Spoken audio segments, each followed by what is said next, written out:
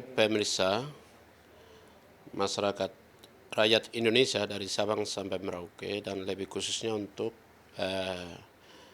masyarakat Papua dari Sorong sampai Merauke. Kesempatan ini saya sampaikan bahwa kita di Otsus hadir di Papua atas tuntutan kemerdekaan Papua pada tahun 2001 itu. Dan itu hampir 99% itu masyarakat ingin sudah bebas dari NKRI yang kita cintai ini. Atas itu serahkan Otsus ini. Otsus sudah bagus berjalan, tetapi Otsus ini boleh hadir di Papua untuk semua suku bangsa yang ada di dunia ini. Karena orang Papua itu hatinya baik, jadi semua orang menerima. Sekarang sudah berakhirnya Otsus. Sekarang Papua punya mau, masyarakat Papua mau hari ini harus duduk bicara bersama pemerintah pusat, pemerintah daerah dengan ULMPWP untuk dialog. Dialog ini banyak hal, bukan kemerdekaan saja. Mengapa Aceh itu bisa selesaikan Helsinki? Lalu Papua kenapa tidak? Ini masyarakat pentunjukan hari ini.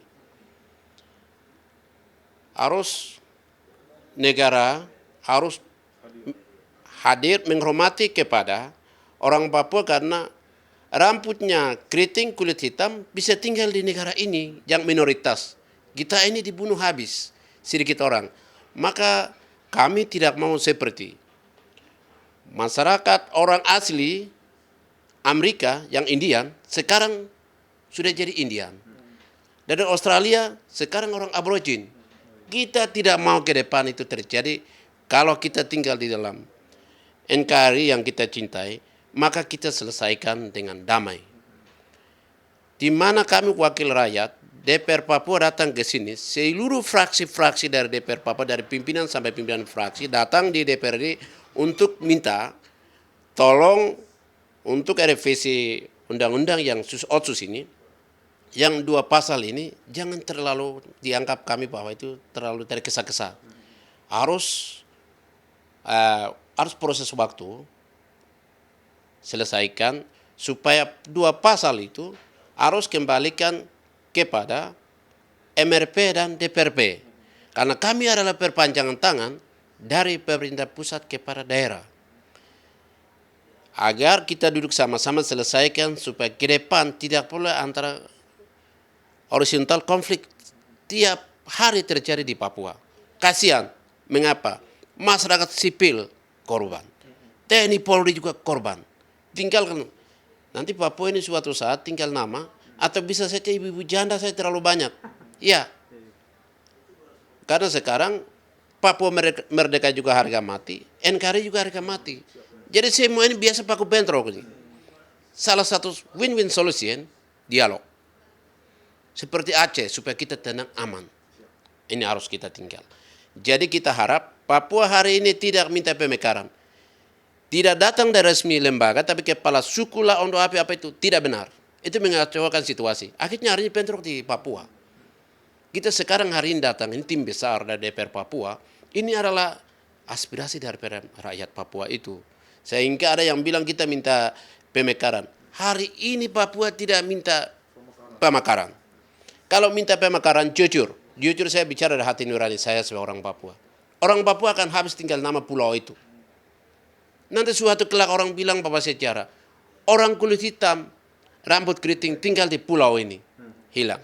Apakah ini kita dosa tidak ini? Maka negara harus melihat hal ini. Apa yang kami bicara aspirasi rakyat Papua yang bicara hari ini, itulah yang akan bisa pemerintah pusat akan mendengar. Saya percaya dan yakin bahwa Menteri Dalam Negeri adalah mantan Kapolda Papua. Dan dia memang benar-benar memahami orang Papua punya hatinya apa. Kita orang Papua itu bahasanya kasar, kulitnya hitam. Tapi hati ini emang seperti mutiara yang ada taruh di sana. Mutiara hitam. Kita orang baik, dianggap orang tidak baik. Tidak.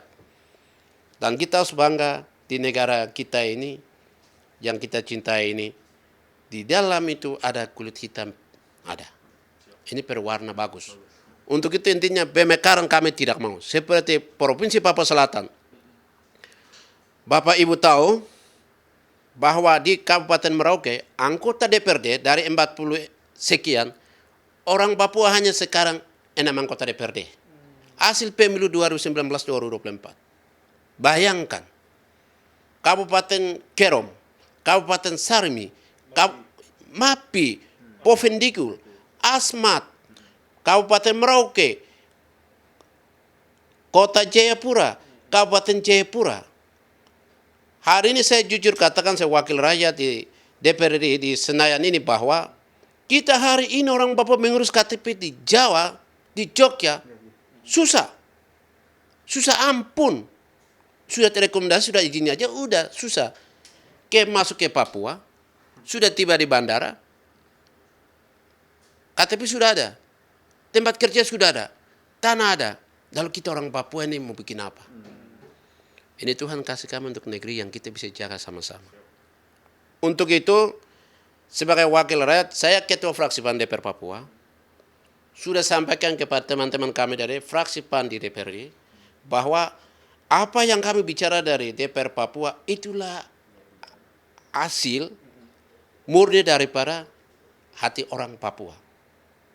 Jadi intinya dari semua ini harus Papua dengan Jakarta dialog damai. Supaya seperti Aceh selesai persoalannya. Kedua, pemekaran kami tolak. Ya. Ketiga, 2 pasal itu kembalikan kepada MRP dan DPRP selesaikan. Sekarang Jakarta mau teman-teman dari sini. Terus kita ini perpanjangan tangan dari pemerintah pusat ke daerah.